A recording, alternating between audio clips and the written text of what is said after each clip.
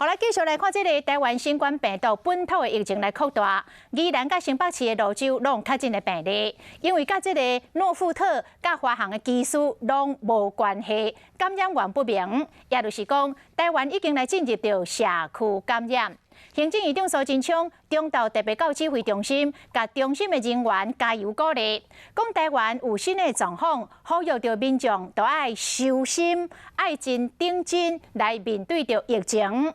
院长嘛来强调讲，注意防下是上好的防疫，请大家做伙甲好成绩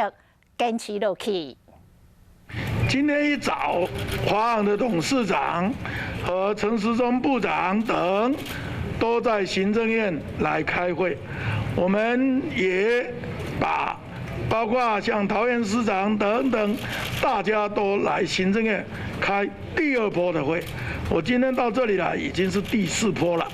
要求华航要更严格了，所以确实有影响机组人员的运作，也影响了整个国家的出口、进口。更影响了工商的发展，甚至于世界的供应链。